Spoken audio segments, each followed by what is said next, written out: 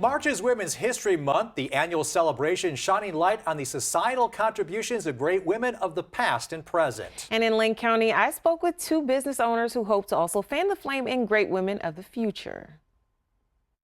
To get to the root of Tamara Cook's love for good food, you'd have to go back to the smells, sights, and flavors of the first kitchen she knew in her hometown of Brownsville, Oregon.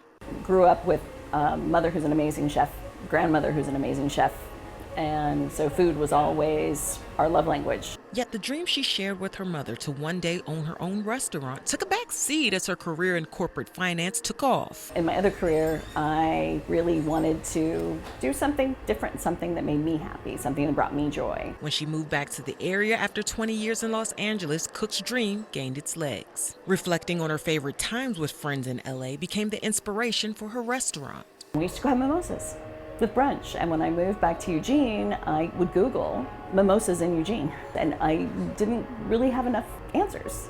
And so I figured if I wanted the brunch place that made me happy in LA, I would do it myself. Late last year, Cook opened Mimosas in Coburg, where the brunch staple takes center stage each week, along with breakfast foods like a classic Eggs Benedict or strawberries and cream croissant waffles. She tapped into skills she gained working in the restaurant business in college to pull the quaint space together and pull customers in.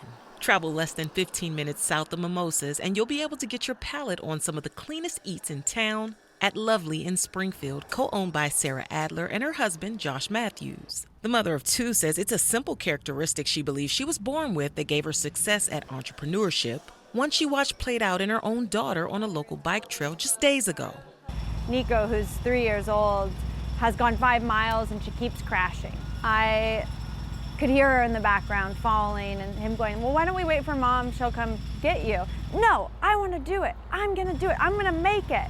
And I think it really comes down to that, is the idea that it's innate in who I am to figure it out and to keep going and to not let things get me down. Adler says she learned putting the proper fuel in her system allowed her to keep up with her children, being a wife, her professional ambitions, and travel schedule. For her, organic food and optimal health go hand in hand, wealth she felt was vital to share with her customers. Because you didn't really know what you were going to eat throughout the day.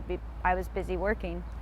And when I moved back to town, food as a vehicle to fuel you through the day, I felt was missing in town, except at a really high price point. Items like rice and bean bowls, smoothies, cold-pressed juices, and tuna melts are all on the menu. And Adler says with the influx of hungry patrons, Lovely has grown. It's only been 3 weeks in their new location, which took them from a few hundred square feet to several thousand. Both women say there's plenty of space for women to begin to dream and to take their place in any industry in which they aspire to have ownership.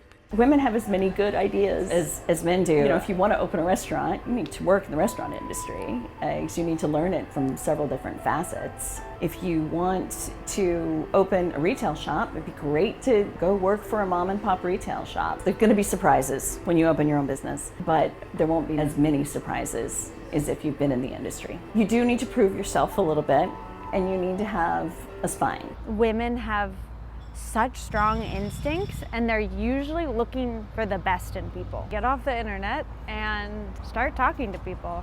Start working on your dreams, which means getting into action about them, not expecting them to happen because you want it. I had those hard years, of course, where I pursued dreams that didn't work out and wanted to give up, and I could hear mentors in my life, my econ teacher egging me on, and my parents' voices and my brothers. Adler also attributes her father for teaching her work ethic and to keep her body healthy through exercise and her brain sharp through avid reading.